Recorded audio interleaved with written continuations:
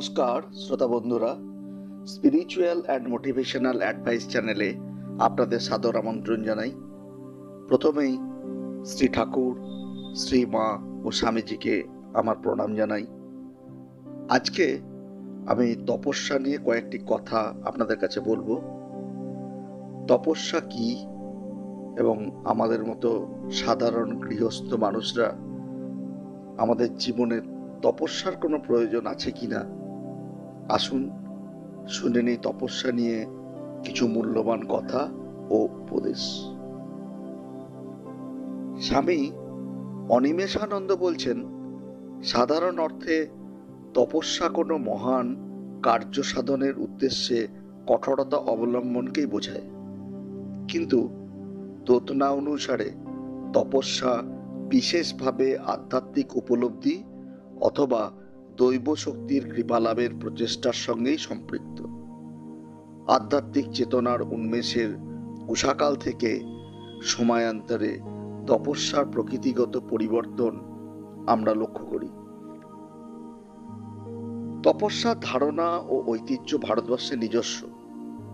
স্বামী বিবেকানন্দ বলেছেন, এই তপস্যার ভাব সমগ্র হিন্দু ধর্মে ওতপ্রোত রয়েছে। ঈশ্বরকেও জগৎ সৃষ্টি করবার জন্য তপস্যা করতে হয়েছিল। এটা যেন মানসিক যন্ত্র বিশেষ, এ দিয়ে সব করা যেতে পারে।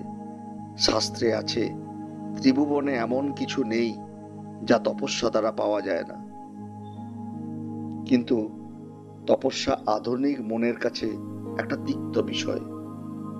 স্বামী বিবেকানন্দ বলতেন, যে জাতি বা সমাজ আধ্যাত্মিকভাবে যত অগ্রসর, সেই সমাজ ও জাতি তত সভ্য। প্রকৃত সভ্যতা তপস্যার ভিত্তির উপর প্রতিষ্ঠিত। তপস্যার অভাবে সমাজে শৃঙ্খলা থাকে না, শৃঙ্খলার অভাবে তা দুর্বল হয়ে পড়ে। তপস্যা আমাদের কুপ্রবৃত্তিকে ধ্বংস করে মন প্রাণকে দৃঢ় করে। প্রলোভন ও আসক্তির বিরুদ্ধে সংগ্রামে ইহা আমাদের অন্যতম হাতিয়ার। ব্যক্তি জীবন শুধু নয়, সমাজ ও জাতির জীবনকে একটি সুদৃঢ় ভিত্তির উপর স্থাপন করিতে তপস্যার একান্ত প্রয়োজন। যদি মানুষ নিজের ওপর নিয়ন্ত্রণ প্রতিষ্ঠা করতে পারে, তাহলেই সেই জীবনের সার্থকতা। আত্মসংযম অর্জনের জন্য তপস্যা অত্যন্ত সহায়ক। তপস্যা মানুষের নিম্ন প্রবৃত্তিকে নিয়ন্ত্রণ করবার কঠোর সংকল্প ও প্রচেষ্টা। মা শারদা একবার পঞ্চতপা অনুষ্ঠান করেছিলেন।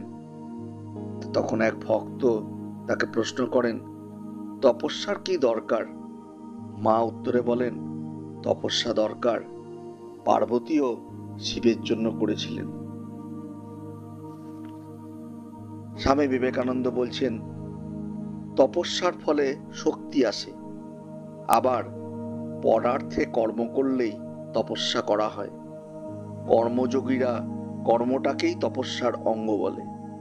তপস্যা করতে করতে যেমন পরহিতেচ্ছা বলবতী হয়ে সাধককে কর্ম করায়, তেমনি আবার পরের জন্য কাজ করতে করতে পরা তপস্যার ফল চিত্তশুদ্ধি ও পরমাত্মার দর্শন লাভ হয়। যেমন সাধন ভজন অভ্যাস করতে করতে তাতে একটা রোগ জন্মায়, তেমনি অনিচ্ছা সত্ত্বেও কাজ করতে করতে হৃদয় কমে তাতেই ডুবে যায়। ক্রমে পরার্থ কর্মে প্রবৃত্তি হয়। বুঝলি, একবার অনিচ্ছা সত্ত্বেও পরের সেবা করে দেখ না, তপস্যার ফল লাভ হয় কিনা। তুই যত একাগ্রতার সহিত পরের ভাবনা ভাববি, ততটা আপনাকে ভুলে যাবি। এই রূপে কর্মে যখন ক্রমে চিত্তশুদ্ধি হয়ে আসবে, তখন তোরই আত্মা সর্বজীবে সর্বঘটে বিরাজমান, এ তত্ত্ব দেখতে পাবি। তাই পরের হিতসাধন হচ্ছে আপনার আত্মার বিকাশের একটা উপায়, একটা পথ। এও জানবি এক প্রকারের ঈশ্বর সাধনা। নমস্কার বন্ধুরা, আজকে তপস্যা নিয়ে এই কথাগুলি আপনাদের কেমন লাগলো কমেন্ট বক্সে কমেন্ট করে জানাবেন। আর বন্ধুদের সঙ্গে অতি অবশ্যই শেয়ার করবেন। আর চ্যানেলটি যদি এখনো অবধি সাবস্ক্রাইব করা না থাকে তাহলে অতি অবশ্যই সাবস্ক্রাইব করে রাখবেন। আগামী দিনে নতুন কোনো বিষয় নিয়ে আপনাদের সঙ্গে আবার দেখা হবে। ভালো থাকবেন সবাই।